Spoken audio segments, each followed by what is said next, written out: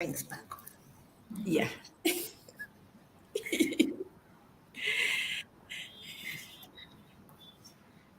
Hello. A very good afternoon to you.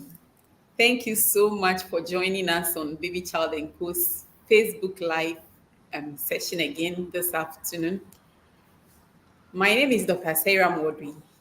I'm the founder and chief executive officer of Baby Child and Co. And what we do is we do child health education. We educate parents and whoever on stuff that have to do with the health of their children so that they are able to make healthy choices for their children.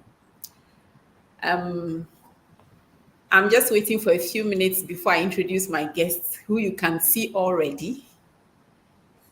And so you can just take this opportunity, if you have just joined us, to share to your pages and tag your friends so that they can also see this, because that is why we do this. If nobody sees it, then we are not making an impact. So let me also take the opportunity to just share, and then you can share as well while we wait for a few more people to join us. Okay.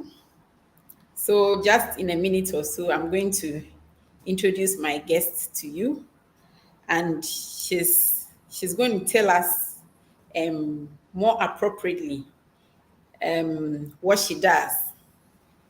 I spoke to her, and then I felt her passion, and I felt like she was the right person to talk about how we can help our children to be successful in life. So I have just shared to my page. You can do so as well. You can tag your friends. Yes. So Yesuto is my guest this afternoon, and I'm very privileged to have her because she has a string of letters after her name, and she will tell us what she does. You are welcome. Thank you. Thank you. So, my name is Yesuto. As mentioned earlier, what do I do? I'm an interventionist for persons with neurodiversities. And so, my work involves working with many children and also adults as well. I basically work across the life course.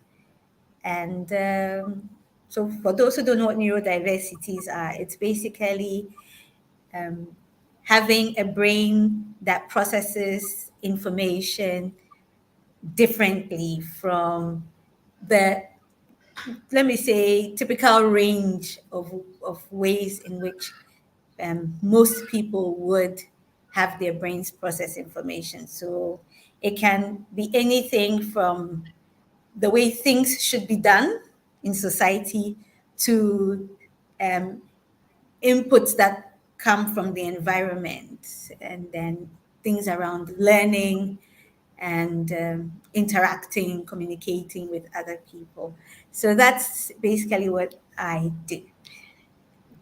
You are very welcome. And let me just take the opportunity to say that we are supported this afternoon by Zinkovit. Zinkovit is a multivite that contains zinc predominantly, in addition to other essential micronutrients. They are very interested in growing children and adults as well, and that is why they keep supporting us. So when we are talking about children's development, a lot of times you hear us talking about zinc. So we are very proud, and Zinkovit is equally proud to be associated with us. All right. I hope you are still sharing. You can like, you can comment, and also if you have any questions, don't forget to put them in the comments, and we'll answer them in this session. If you are even watching us on replay, you can still put your questions there, and then we will answer them for you. Great. So when we talk about successful children, I have tested the waters, and I realized that a lot of people have different understandings or definitions of what we mean by successful children. But to you who are working with children, children who are developing typically, like most children, and children who are developing a bit not typical, a bit different from other children, what would you say is a successful child, or who is a successful child? Okay, so a successful child basically is one that is meeting a defined range of expectations. So these expectations tend to be um, bordered around the beliefs that probably the society has, and the expectations that they have about what is appropriate or what is, again, successful. And so those are, or what matters most, let me put it that, what matters most to the community in which the child is in. And so let me give a very a simple example. So when we are in school, the expectation is that you would make your grades, right? But even before making your grades, there are other things. For example, um, paying attention in class, okay, completing assignments, not being quarrelsome, so having a good relationship with your peers. But unfortunately, many times when we think about success in school, the first thing you're thinking about is the grades. And you will agree with me, especially for all of us who are adults, sometimes it's not even the people who were making the straight A's in class who are the first to have the PhDs. Sometimes that person who was like in the middle somewhere, some way, somehow, you find that they are doing their PhD. Now they have doctor, professor added to their name. It's never really the fact that it has to be the one who starts with the straight A's. And sometimes you find those who were starting with the straight A's, sometimes they get in the middle and they're no more getting those straight A's anyway, you know. But at the end of the day, I always say that the primary expectation of every parent should be that when you are not here, when your child is not with you someday, can they on their own cope? Can they make life for themselves? For me, that's when I would say that this child has been successful. So it goes outside of just school, but it goes into looking ahead into the future and ensuring that that person can stand on his or her 2 feet when mommy, when daddy is not with them. I think that's when parents will be smiling proud. So, You've just spoken to my about my mom, because she would always tell us whenever we're growing up that a child, you give birth to a child so that you could die and leave the child. You know, so what you have talked about is, you have talked about resilience. You are talking about how a child can go through life and cope with any circumstance that life will throw at him or her. That is what you have just described to us, that that is a successful child, a child who is able to stand on their own feet in whatever circumstance that they find themselves in. So what are exactly. the things that you think make successful children? I mean, Okay. first of all, you know, when we talk about successful children, most of us who are parents, we are thinking about grades, you know, because when you come back with bad grades, I mean, woe unto you. What do you think about that? Okay, so I like the woe unto you. Yes, definitely. The grades appear to take the center stage when we are talking about success, and I've mentioned that already. But let me just use what I call my, I look at, I, for my work, I've come up with this model of 4 areas of development. And that's how that's the viewpoint from which I address everything about the children that we work with, and any child for that matter. So first of all, you're looking at a child who is able to communicate properly, clearly, and in socially appropriate ways. And this starts right from the home. Many times as So parents, we don't when have. you say communicate, I would like you to explain what communicate is, because a lot of times we think that communication means you open your mouth and words come out. So when you talk about a child who communicates appropriately, can you tell us what that is? Okay, so the first thing is where, so basically you're looking at how does the child, is the child able to listen, okay, understand, respond properly, appropriately, so culturally appropriately. And when it comes to even airing their own views, are they able to do it in ways that are seen as socially appropriate? So for instance, you're talking to a child, that one of the things you want to do is ensure that the child is paying attention, and that goes for you, the parent, as well. When your child is talking to you, you don't want to be on your computer. Yes, and you say what? Okay, no. Once you do that, you've modeled the same thing for the child. So you're calling the child, he's also on the television. Okay, mommy, all right, I'll do it. That child already, communication is a problem there. And many parents are talking at their children and not to their children. Everything is about command and response. Some parents don't take the time. Oh, how was school today? By the time the child is even telling you how school went, you're like, it's okay, it's okay, it's okay. You like talking too much. I've given you an opportunity. But for the child to be heard gives them some confidence that they can talk and be listened to. And so it's two ways. You, as a parent, you have to listen to your child when they are talking, be able to tease out what the issues are, ask questions, nod your head. Oh, is that true? So what did you do? You find out from the child what they are doing. And then that's when you can now give input as to whether what they did was right or wrong. Without the communication going on between the parent and the child properly, that child will not even have a good model with which they can go out there and communicate clearly and properly.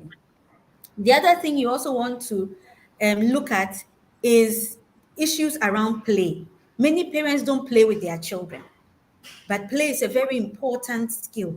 It helps the children to learn how to be patient, how to take turns, how to empathize. Because as you play, you step on each other's toes.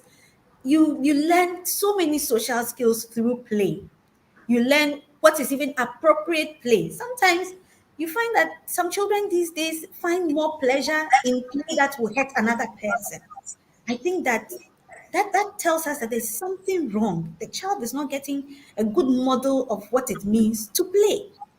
And so play in itself is one of the things, and you see, I'm even talking about play before I'm coming to the academics, because play beyond everything also creates a platform for learning on its own.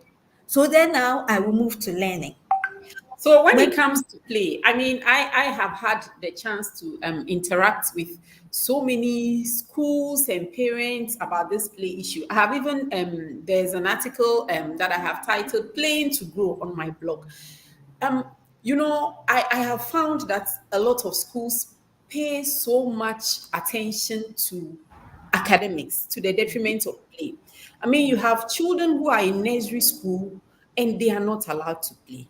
The best play they get is to listen to rhymes on the television. And then they don't play. And I keep telling them that preschool is not school. Preschool is, I mean, go and find the skills, develop the skills that will help you to do well in school.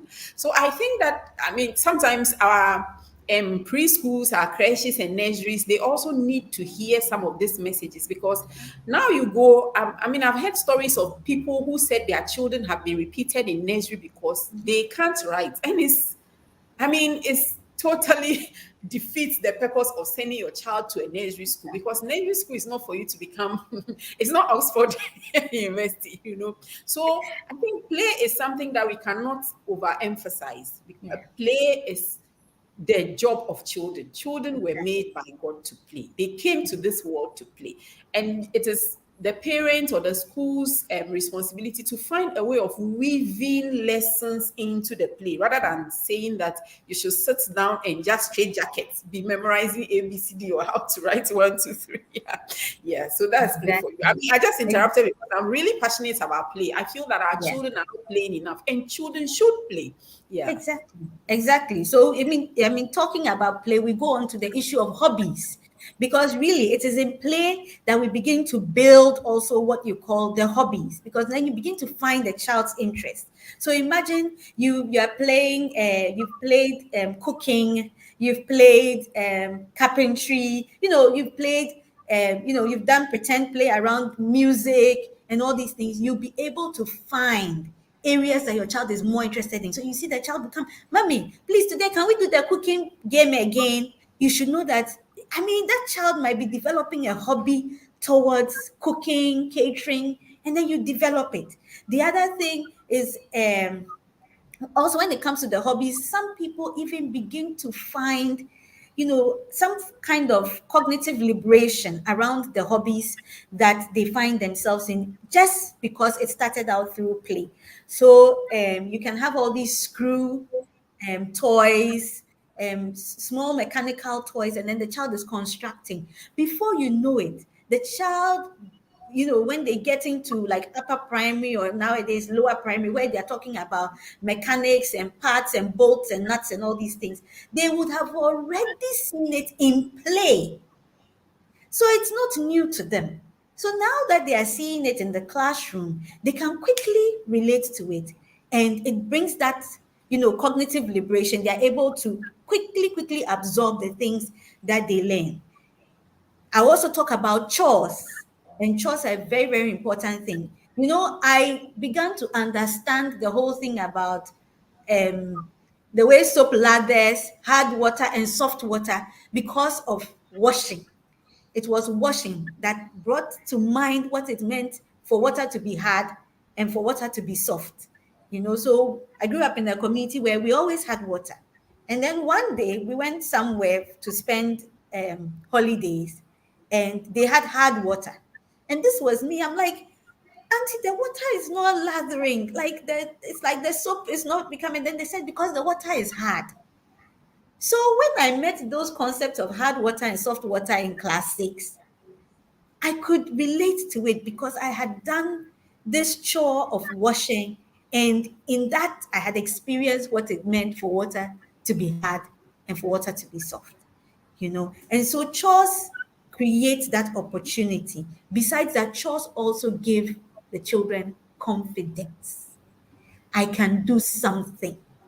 I can do something. I mean, it's a very important thing. Many times that children have been termed as stubborn and not listening and being like a pain in the neck of the parent is because they want to prove that they can also be something and they can also do something. So why don't we give them, a good opportunity, which will be around chores? So you start from cleaning your room. Oh, if you clean your room, we can next time we can even clean the car. I mean, you progress. You go progressively. Because a child cannot wake up one day and daddy, I want to wash your car. You would say, okay, let's start with your room. Then let's go to the bathroom. Let's go to the toilet. Now we can do the car. Before you know it, the child feels competent enough to do things. It builds self-esteem. And when I was growing up, I would use my own example. I remember, not knowing how to cook as early as many of my colleagues. And it made me feel so bad that now I had to, try and get the house helps to teach me, a few things so that when I also go to school, I can talk about having cooked. And gradually my mom also realized that, the interest was there. So she encouraged me. And I think that is one of the things that has really boosted my confidence because even in a foreign land, when I didn't have my parents, one of the things that got me into the community, making able to make friends, was the fact that I cooked very well and I cooked Ghanaian dishes. And just imagine that thing alone kind of gave me at least some comfort zone. Yes, I didn't know the culture of the people, but at least I knew my own, food culture well. And every time I had to make a presentation, why not? At least I had something to lean on. And so chores go a long way. Cleaning, cooking, washing, I've talked about them. There are others. Look, sometimes you think that things like washing the dog should be done only at the pet shop or something. Teach the child to do it. Who knows? One day they would open a pet shop, they would open a abroad now they have saloons for dogs. Now that our economy is also changing. Who knows? That child will have a salon for dogs and they'll make millions of CDs. Great. if not here. Great. So So, it's I mean, if you want your child to be as eloquent as Yesuto is speaking this afternoon, make sure that you involve them in chores, because this is a real problem. The children grow up not knowing that they can do anything simply because they don't they don't do anything at home. They don't know that they can, if a child can wash a plate, that is something the child knows that he can do for himself. And I mean, it's very difficult when you leave home at dawn and everybody comes back so late and you are tired and you feel like your child will take forever to do something, and then, or there's a house help and you feel like the child must sit down and do homework while the house help does all those things. But like we said, can the child stand on their own 2 feet, especially when you are not there? Let me just take this opportunity to say hello to the friends who have joined us. I can see Mami Esi. She told me she'll be here. She's here. Olaito is here. Pearl is here. Thank you so much. Please stay on, don't go. And then some people have given us loves, Abusaki and Adazewa. We value your coming to watch our show. If you have any questions or comments, kindly leave them under there, and then we will project it and we'll answer it for you, because the reason we are doing this is so that we can all you know take home or understand the things that we need to do for our children to be successful. Now we've talked about chores, we've talked about hobbies. Every child needs to have a hobby, because sometimes think about those who sing. Some of them, they use songs to go through life's difficult situations. Of course, you can make singing a career, or whatever musical instrument, you can make it a career. If football is a hobby, you can make it a career. But it's something that you can do aside the exercise. Is something that you can do, that you can do it, and you are good at it. And that feeling that you are good at something, you are likely to take it into another field as well. So this afternoon we are talking about a lot of things that you should try and do for your children that will make them succeed. Back to you, Yesito. okay. So then the next thing I want to talk about are executive function and social skills. When we were basically talking, I think, about things around personal management, self-control. They are very, very important things. Group behaviors, initiating tasks, completing tasks.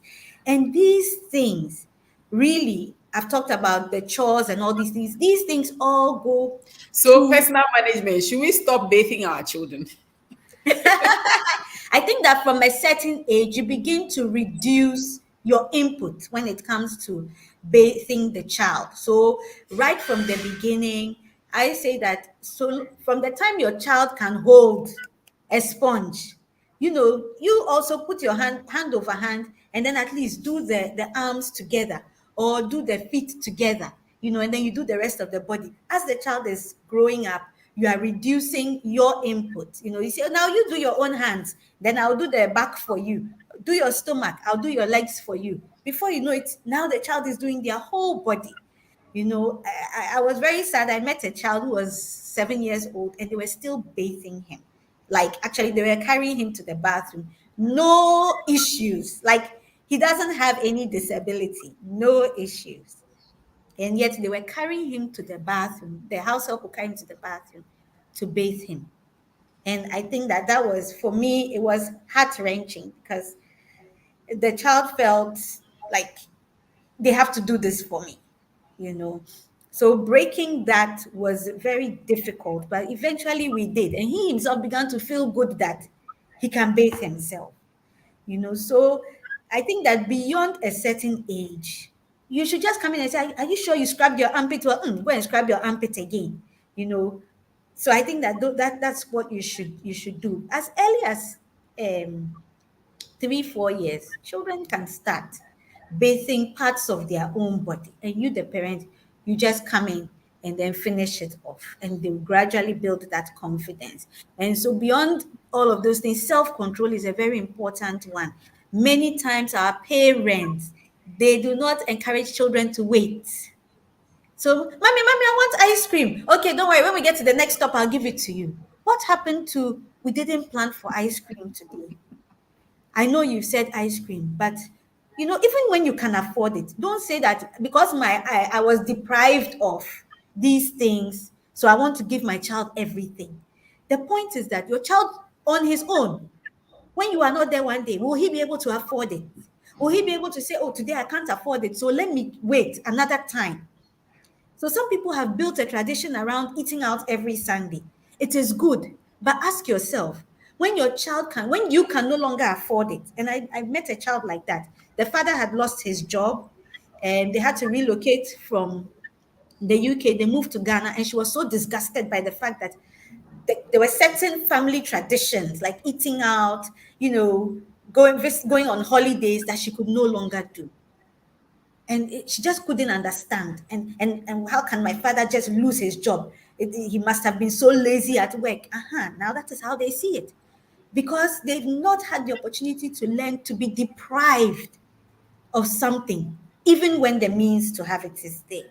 And I think that is very, very important. If you have already learned to fast, the day there is no food, you will assume you are fasting. But if every day is a party for you, the day you miss one meal, your world will come crashing down. And I think that these days we are raising eggshells. That's what I call it. Our children are no longer like hardy. It's all about, hey, I'll crack, oh, I'll crack. If I don't get the ice cream, I'll crack. If I don't get KFC, I'll crack. And that's how it is. And you see a child cussing at the mother because the mother said, today we can't have it. And really, because at that point, the parents cannot afford it. But don't wait till you cannot afford it.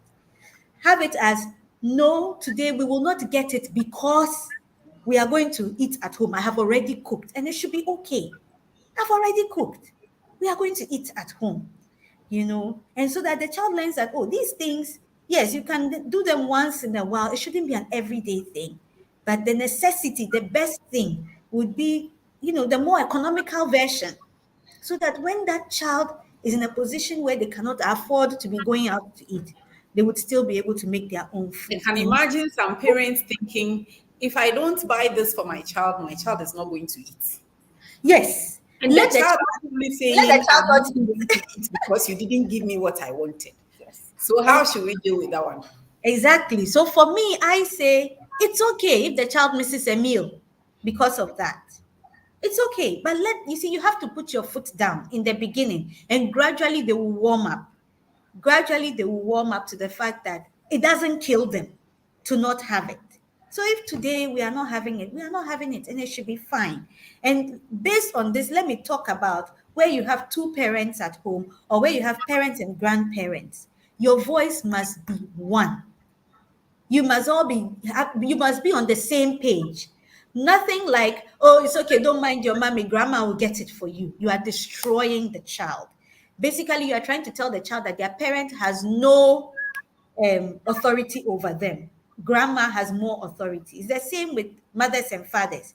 If daddy will say no, and then mommy will say, don't mind daddy, I'll get it for you. Please do not do that.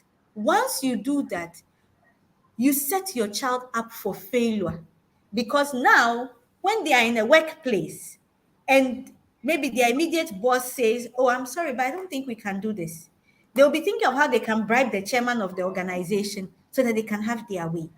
And I think, or causing mishap for that superior so that they can have their way. I think that it's not the best way to raise a child.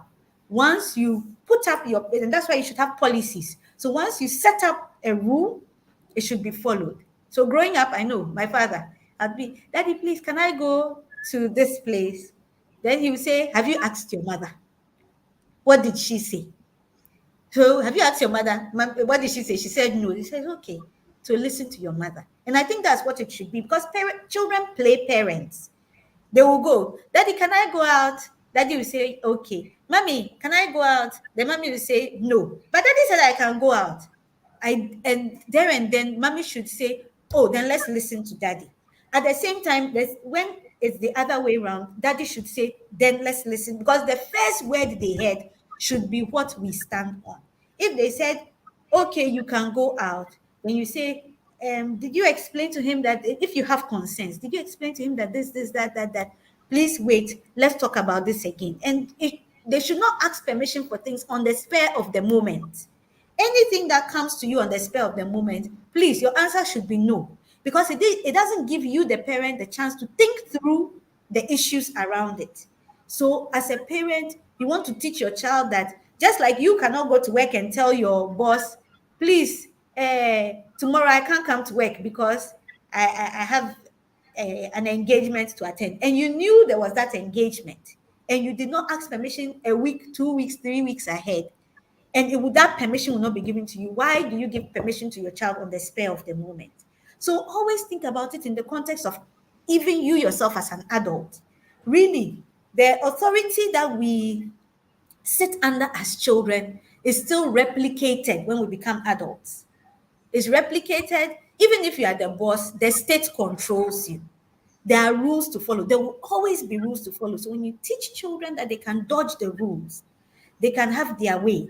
Just ask this other person. Then when they grow up, they'll be going and giving bribes here and there just to have their way.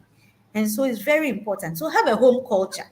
And the home culture probably should be when you ask mommy something and she says no, don't ask daddy because daddy will still say no.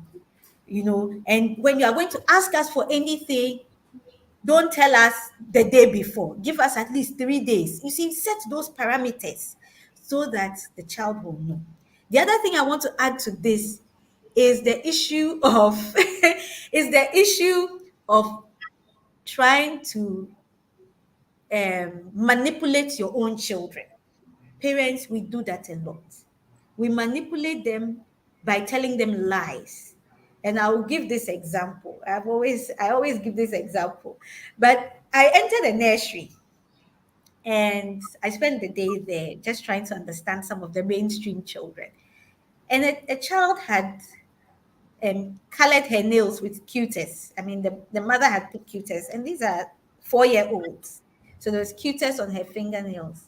And then one other girl said, "Hey, you have your paint on your nails. You have cutis. You will die. You will die. My mother said when you do cutis, you will die." And then you know what? Another boy heard it and said, "It's a lie.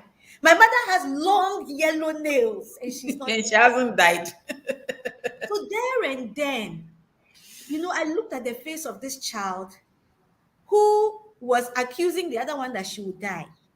She must have felt ashamed, lied to, and all because the mother was just trying to manipulate her not to get cutis. Just say that in this house, we don't wear cutis till you are 18 years. Simple. Simple. And my mother used to do that to me. She said, no makeup till you are 18 years. I remember one day in secondary school, I did makeup for church. We came for vacation. She said, where did you learn that thing? No makeup till 18 years. And so that was the end. She didn't tell me if I wear makeup, I'll die. Or if I wear makeup, I won't go to heaven. It was just, that's the rule in this house. And it should be okay that mommy said so, that daddy said so. Because after all, the state tells us things and we can't ask them why. But we We just agree and we do it. we do it. So why? They say, my child will always ask me why. Let them know that you don't always need to give them an answer. And I think that sometimes some of our psychologists they disagree with us. But the reality in our life is that many times we do things without a reason. We do things just because we have been ordered to. And it saves us a lot of trouble because an infraction of the law is basically not following it, whether you understand why or not. And so, So let me ask you now, because a lot of the things you are saying make me think of what traditionally we call a strict parent or strict parenting. Have you come across any studies which children are more successful? Is it those of strict parents or those of what I will call liberal parents? But before you answer that question, I want our viewers, what are your experiences? What are your thoughts about what Yesuto is telling us this afternoon? If you have any questions, comments, if you have any experiences you want to share, especially how are you getting your children to do things like house chores? You know how the whole place is busy. I mean, I was in Accra until recently, so Accra is still my reference point. Accra is so busy to beat the traffic. You need to leave early and everything. How are you weaving all these things into bringing up your children appropriately, preparing them to be successful? Now, back to you, Yesuto. okay. Strict parents, liberal parents. Okay, so I want to just put them into strict and liberal. Actually, many studies have looked at four parenting styles, Yes. okay, and they look at the permissive, which would be what you would call the liberal, and Wow. they also look at the neglectful, which are people who are not involved, the absentee kind of parent. So you might think you are liberal, but probably you are even more absent, from in the child's life. The child doesn't see you. And then you have the authoritative, and then you have the authoritarian. So let me look more at the authoritative and authoritarian. So the liberal will put them under the permissive and neglectful, okay, and then the strict will put them at will put the authoritative and authoritarian under the strict parents. And so what studies have shown is that those who are authoritative are the ones that have children who are more successful. So what it is that they set clear rules and expectations, and they communicate clearly. And then they also ensure that children know that there are consequences for their actions. If there are consequences for negative actions, there are consequences for positive actions. Okay, and that's a very positive thing, whereas the authoritarian parent is like very Gestapo. You don't have a say. I tell you what to do, and that is it. But with what I am saying, remember, I've even talked about communication. Talk to your child, engage your child, play with your child. An authoritarian parent will not do that. An authoritative parent will do that and set the boundaries for the games, set the boundaries for when you go out. So yes, we can talk about where you are going, how you would dress. We can talk about it. Not that I would say go and wear this dress. No, but one thing So my dad I'm used to do. actually trying to classify my father right now because growing up, he always told us his house is not a democracy. He says this house is not a democracy. I don't know whether he's authoritative or he's authoritarian. Well, After this, I'll call him I would again I, and tell I him would what say I that think. for you to, like, I would say the bottom line is, were you afraid of him?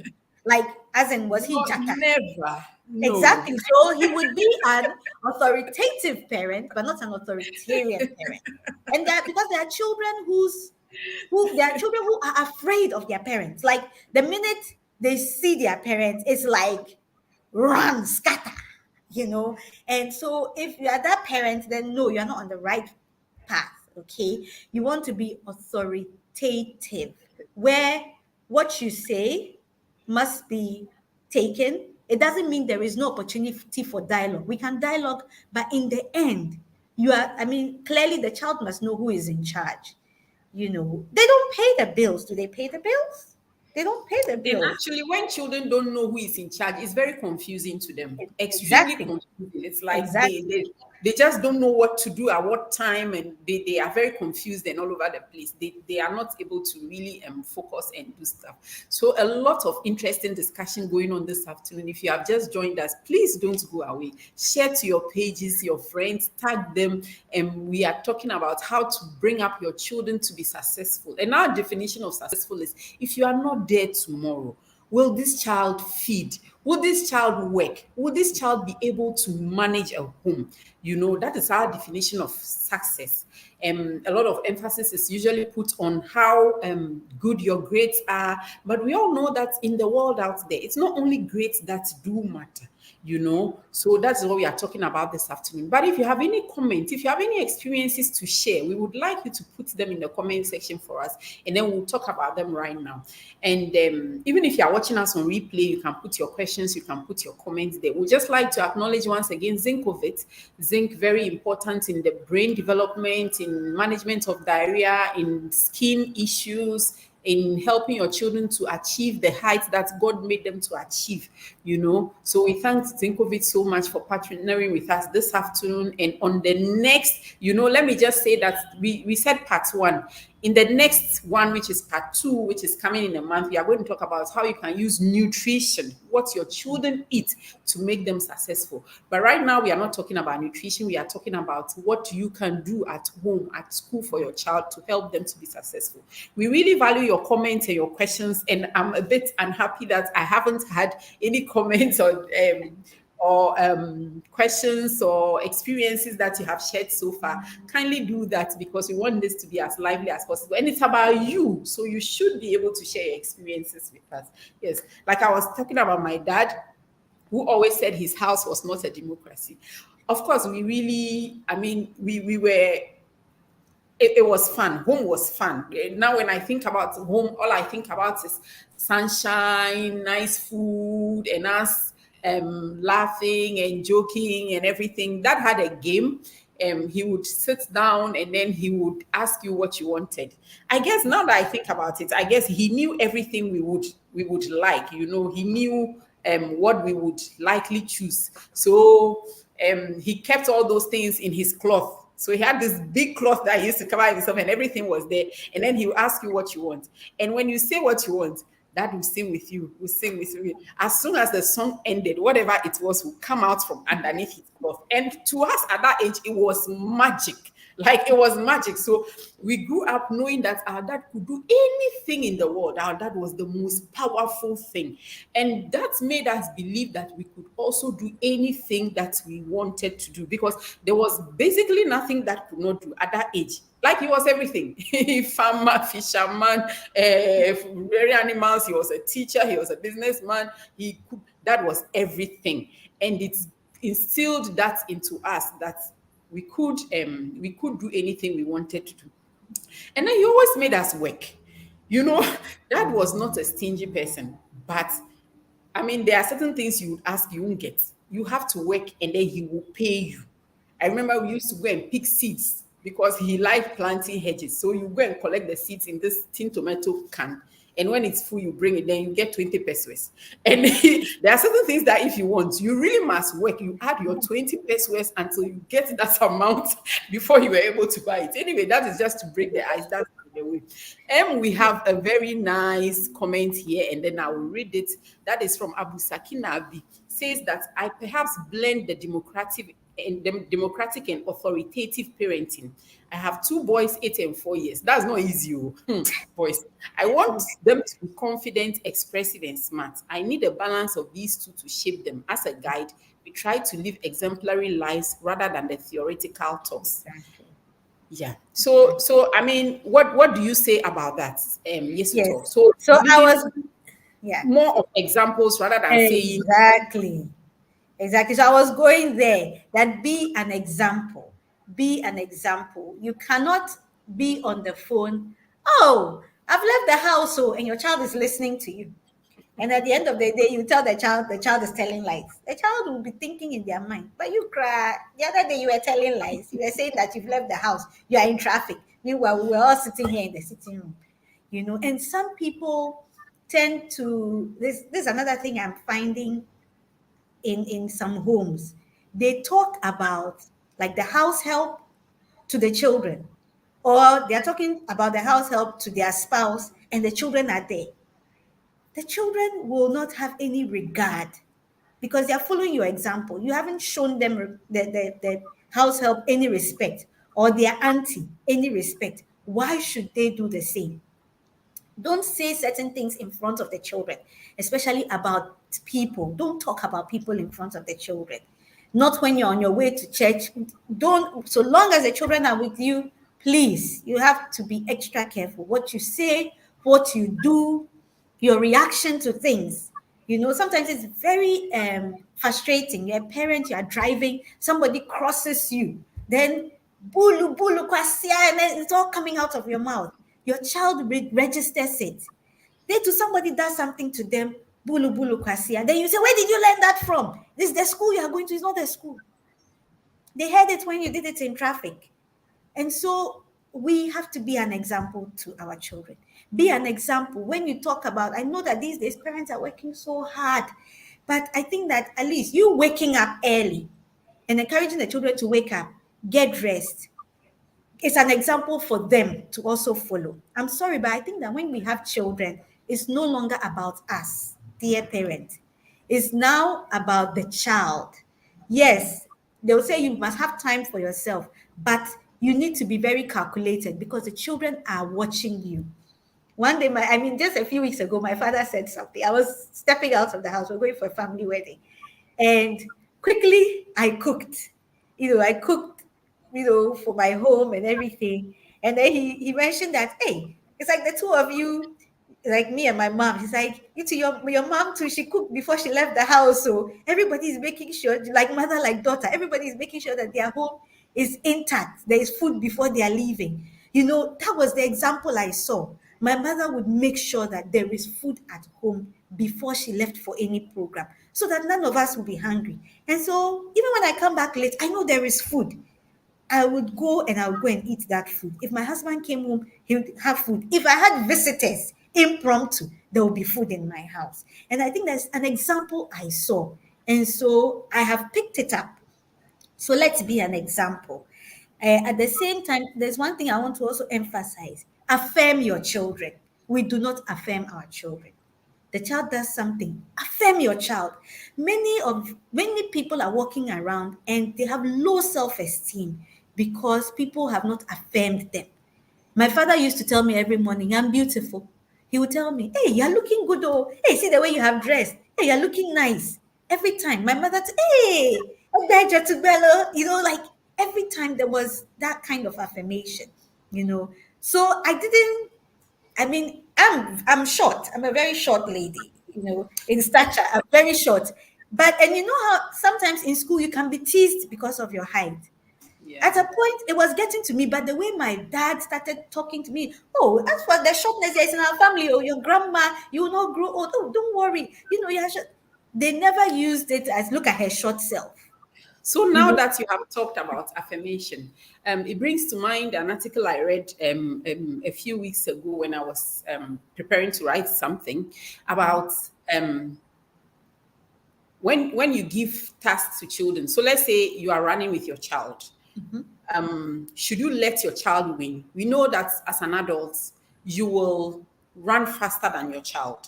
So, I mean, it's natural that you will win and your child will be second, or mhm, if it's only two of you, then probably last. But some authors feel that to boost the child's confidence, you should, let the child win. mhm, And really, if you are playing a game with anyone and you're always losing, you will lose interest. Next time, you don't want to play. But then there were some authors who also thought that you should prepare your child for real life. yes. It depends on the efforts your child has put in. If you find that your child did not put in good enough efforts, if the child loses, let the child lose. Maybe running is not a good example because it uses physical strength. Let's say you are Mhm, playing Scrabble or Ludo or something. mhm. Yes, if your child loses, let the child lose because in real life, you will lose sometimes, you will win sometimes. Yeah. So, what do you say about that? But before then, I have a very powerful affirmation from Amelosi, and I'm so happy she has joined us. She said this is a very powerful discussion. Charity begins at home, and she's thanking us. And then a lot of people have tagged their friends, and I hope that they come on. And even if you come on later on, you can still add your experiences, add your questions, you can share. So share to your pages for us as well. So what do you think about this thing that when you mentioned affirmation? Because sometimes, maybe your child hasn't done well in school, but then you say because you want to boost their confidence, then you're like, oh, you've done well. And you know that. So what do you say? What do you say about that? Okay, so first of all, everybody has strengths and weaknesses. It's very, very important. We cannot all be the same. You know, maybe when it comes to English language, I didn't do well. Please, you didn't do well in English, but music, you did very well. And I think that that was one thing, again, going back to my dad. At the end of every term, he'll sit down with us in our reports. Okay. And again, nowadays the schools don't have a lot of these co-curricular activities and they don't grade it. But in Which our is time they had bad. it, which is bad. In our Yeah. time they had it and they graded it. Okay. So you had music and they'll grade the music. They'll grade, visual arts, all these things, life skills, even though they were not examinable, not all of them were examinable, they would grade it. And so my dad would say, well, as for life skills, I can see that you've done very well. And of course it's obvious. This time you did this was the time you did cooking, yeah. So your life skills, cooking and sewing, I know that you as for that one, it's your strength. Epa. Then I will come to my maths and my science, which were my core struggles. And he would say, the mass, you can do better. You are the daughter of a scientist, though. You can do better. The genes are flowing in you. You can do better. You see how he was putting it? That the genes are there, so I can do better. And So even he though, didn't pretend. He didn't pretend that you did not do well. oh, no, no, no, no, not at He all. acknowledged that. I mean, you didn't do the best, and then Exactly. urged you Exactly. to yeah. Exactly. Okay. There was a time when he was tempted to compare. And I think I actually told him I didn't like to be compared with other people, and I think that that's one of the things. So most of the time, when we are trying to even look at whether we should tell the child about their weakness, sometimes we are comparing. We shouldn't compare. In the bid to do that, look at the child as an individual in relation to what the aims are, in relation to what they are aiming towards. Remember, success should not be measured by what other people are doing. It should be Yeah. measured about you, between you and your goals, you and your future, you and what you want to achieve in the end. That's how you want to measure the success. And so you want to make sure that you are acknowledging both their strengths and their weaknesses. They say that for you to properly criticize somebody, stack it between two positives. So you say, oh, this one you did well, but this one, you have to work towards this. Then you say, oh, but this one also you did very well. I think that it boosts the person's confidence. Going back to the play part, the game, the race. So I actually used something like this as therapy for a child who always felt he should win. And so we used to play snakes and ladders. And in snakes and ladders, the beauty of snakes and ladders is the fact that you cannot determine when a snake will bite you. And it is not my fault, right? And so in the end, in the snakes and ladders, what we also added to it was the fact that even when one person wins, all the others must complete the snakes and ladders. So you see that it meant that even when you have failed, you don't stop on the way, complete the task. Yeah. Complete the task. And that was one of the ways we built his ability to accept failure, to Yeah. accept, because the winning was the fact that you completed the task. It wasn't the fact that somebody finished before you. And I think that we have to move towards games that show that kind of thing.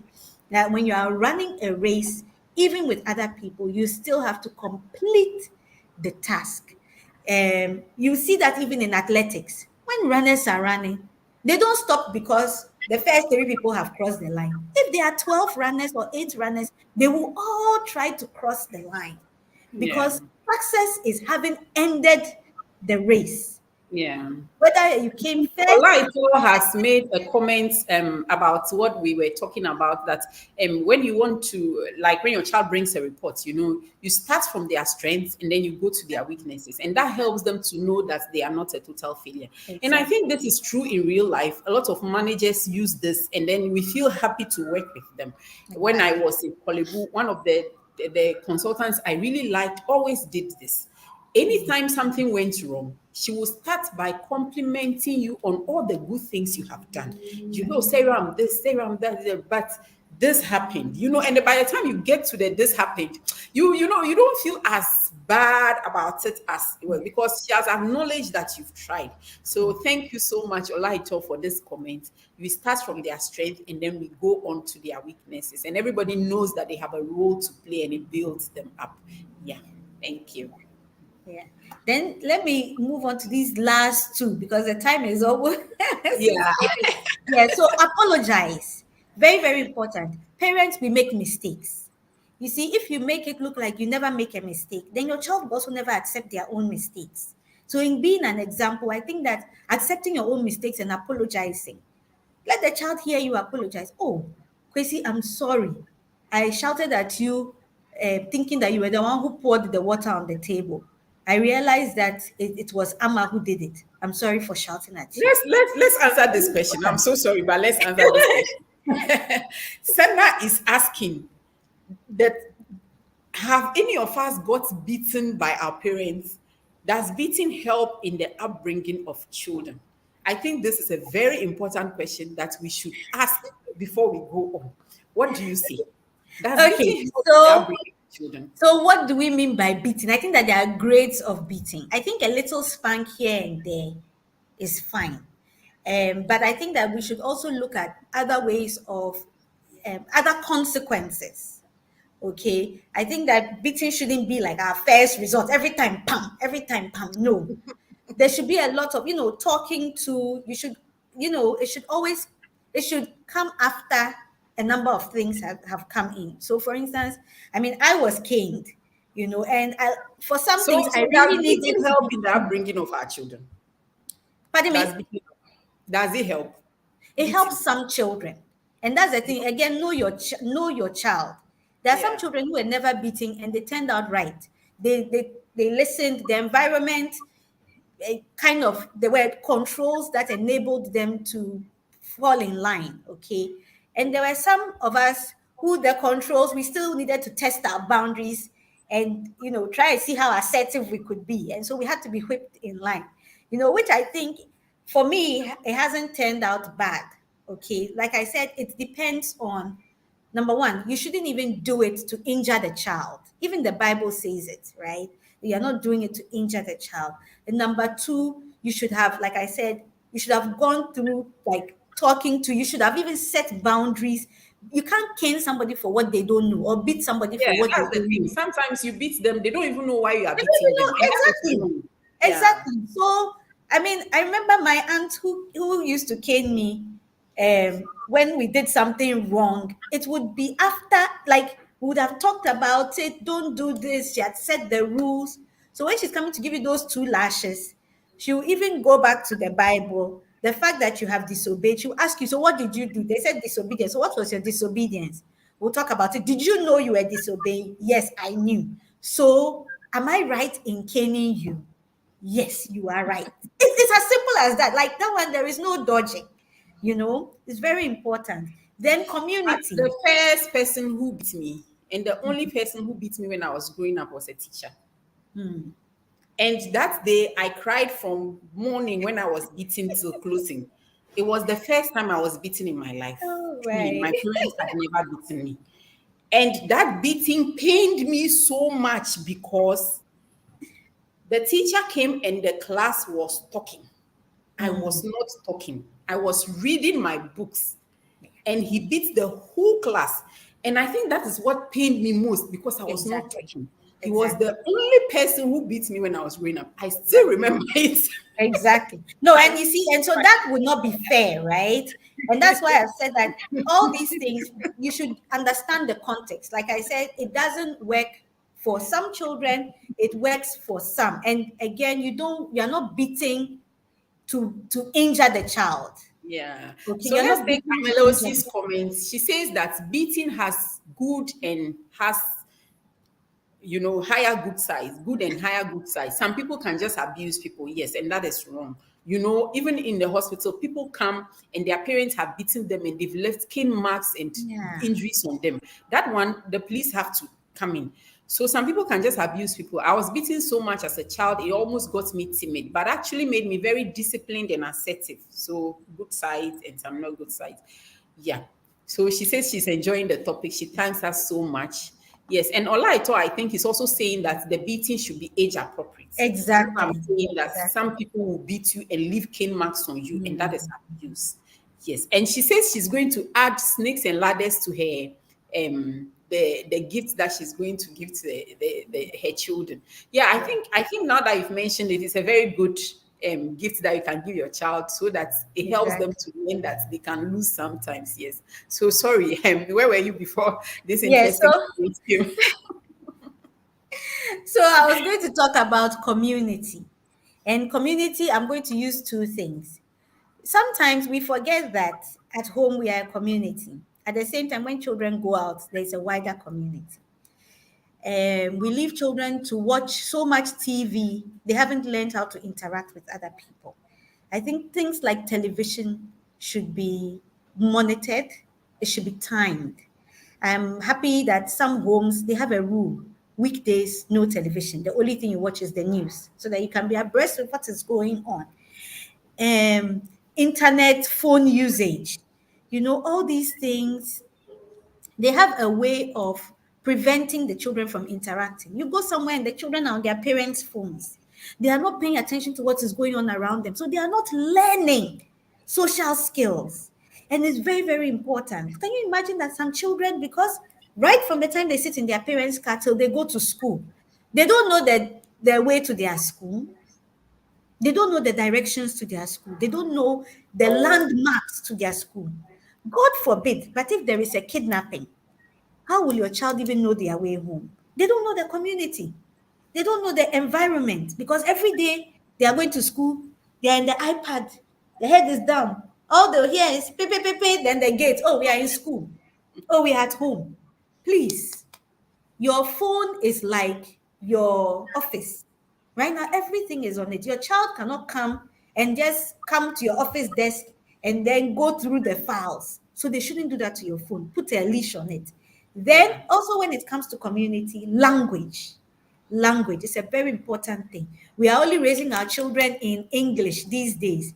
You have a Yeah. home language. When they travel abroad, they need to have an identity, and their local language is what will give them that identity. Identity has a very important role when it comes to self-esteem, when it comes to resilience, especially in a foreign place.